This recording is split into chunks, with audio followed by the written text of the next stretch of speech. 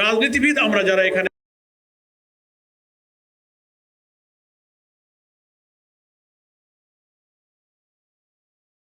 অবাধ নিরপেক্ষ নির্বাচনের জন্য এবং জনগণের নির্বাচিত প্রতিনিধির কাছে ক্ষমতা হস্তান্তরের প্রক্রিয়ায় অন্তর্বর্তীকালীন এই সরকার যে নির্বাচনের লক্ষ্যে যে অভিযাত্রা শুরু করেছে, আমরা সকলেই সরকারের কাছে প্রতিশ্রুতিবদ্ধ। জুলাইয়ের গণ অভ্যুত্থানের চেতনাকে ধারণ করে একটা জাতীয় ঐক্যের মধ্য দিয়ে সেই অবাধ নিরপেক্ষ নির্বাচনে আমরা এই সরকারকে সহযোগিতা করতে প্রস্তুত আছি।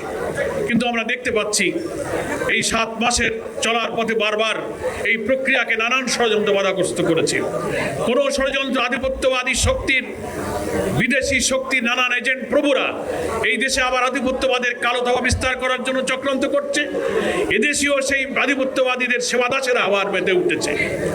আমি তো দেখি না ফ্যাসিবাদ বিরোধী সংগ্রামে আমরা যারা রাজপথে ছিলাম একটি অবাধ নিরপেক্ষ নির্বাচনের প্রশ্নে আমাদের মধ্যে কোনো মৌলিক পার্থক্য আছে। চিন্তা দৃষ্টিভঙ্গির দিক থেকে সংস্কারের প্রশ্নে, নির্বাচনের প্রশ্নে মৌলিক জায়গায় কিন্তু আমাদের ঐক্যমত্য।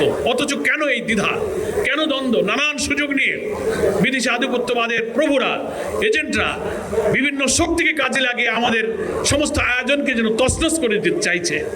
তাই আসুন, আমরা রাজনৈতিক দলকে যারা রিপ্রেজেন্ট করছি, নেতৃত্ব দিচ্ছি, শুধুমাত্র দলের ভালো মন্দ, দলের লাভ ক্ষতির বিবেচনার চেয়ে দেশের লাভ ক্ষতিকে আমরা বিবেচনায় নিই।